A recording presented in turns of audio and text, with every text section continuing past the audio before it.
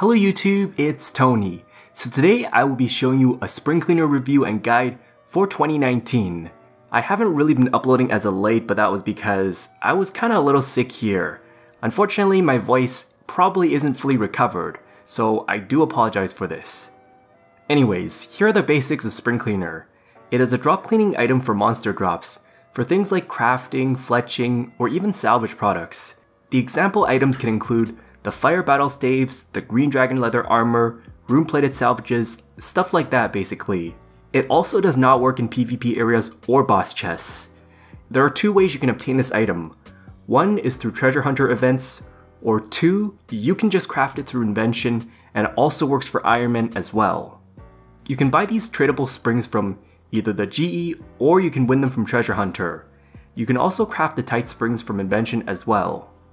So the next section I'll talk about are the best components for the tight springs.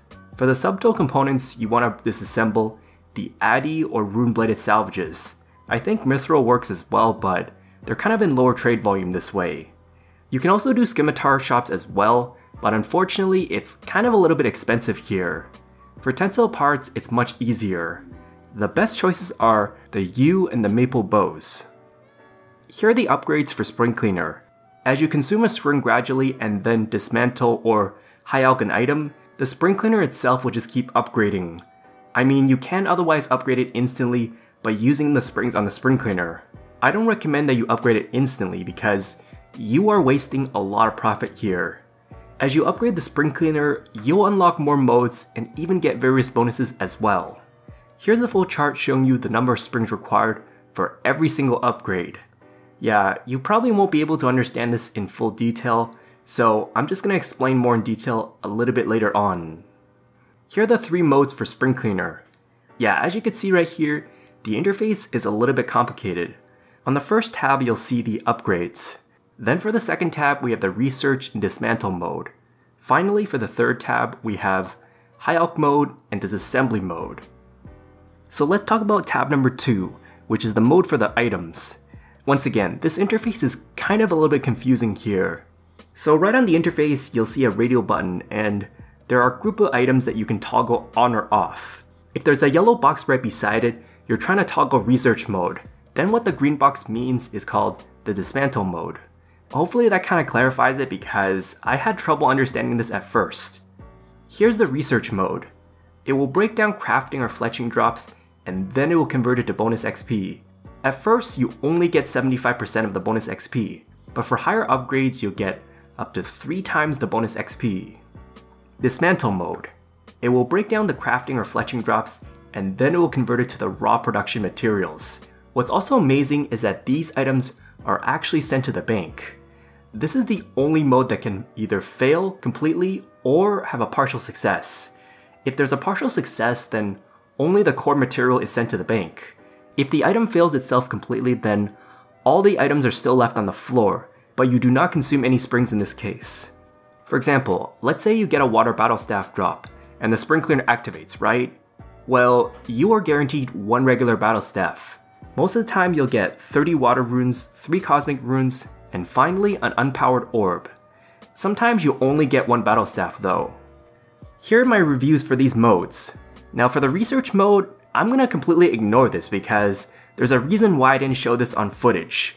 I mean, it's absurdly expensive, and the time that you spend crafting the springs might not even make up for it. I honestly think that the bonus XP you get costs more than training the skill without the bonus XP.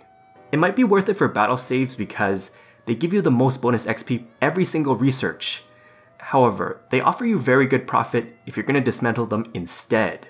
For the dismantle mode, yeah, it is not as powerful as it once was. The reason being is because the metal armor and the weapons, they are now salvages instead. For the best profit, I would only toggle the battle staves. Here is what my settings look like. Nowadays, there doesn't seem to be a lot of good places to use this mode. Let's talk about tab number 3, which are the modes for the salvages. So Tony, what are salvages? Well, as I said before, these are the replacements of the existing armor and weapon drops from the monsters. For example, a rune plate body now drops into a huge rune plated salvage. This is only for the metal armor or weapons. The interface is pretty much the same concept as above. The only difference is that yellow means high alk mode, while green means disassemble mode for the particular item. So let's talk about high alk mode. It requires Spring Cleaner 2000 or higher, in which case you have to upgrade 200 springs in total. Basically, it automatically high alks the salvage drops and then it converts it to GP. In this case, you will not consume any runes, nor will you get magic XP from this. Disassembly mode. Just so you aren't aware, it is not the same as Dismantle mode. You unlock this at Spring Cleaner 3000 or higher, in which case you do need 600 springs in total.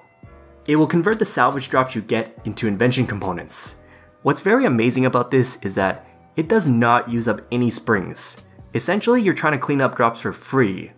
That being said, I've been waiting for this update for many years, and I'm sure it's been suggested a lot on Reddit. Here are my review for these modes. For the alk mode, I would say it's best to go for the rune salvages. Anything worth more than the price of the spring, just go for it. However, if all you care about is profit, and you don't care about convenience or how click intensive it is to alk manually by bringing alk runes, then think about this. It only costs you 800 GP per alk if you were to bring alk runes instead. Moving on, we have disassembly mode. I highly suggest you toggle this for everything mithril or below. Pretty much all these salvage drops are a loss when you're using alk mode instead. If you're an Ironman that's trying to stock up on invention components, then this is not a bad choice. As a matter of fact, this is really the only free way you can get components, since nowadays, the smithing is a lot slower than before. With that being said, here are the full settings for the alk and disassembly mode. Pause this video because I will be moving on to the next section. Finally, let's talk about the best way to use Spring Cleaner. If you're trying to level up Spring Cleaner because you don't have access to alk mode immediately, then the spiritual mages would be the best choice. They will drop a lot of battle staves, so you can level up your Spring Cleaner pretty fast here. If you're an Ironman that's trying to gather components, then I think Abyssal Demons are the best. You can also try Gargoyles as well. I forgot to mention that there is an RS Wiki link for the profit section, and I will definitely leave the link in the description. In my opinion, I think Spring Cleaner is kinda nerfed a little bit to be more of, a convenience item. At least we did get a free disassembly mode, something that a lot of us have been waiting for. So what are your thoughts on Spring Cleaner?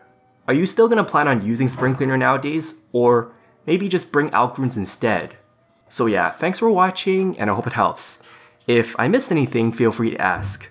Also, be sure to subscribe if you haven't done so already because I will definitely be doing more item reviews and top 10s in the future.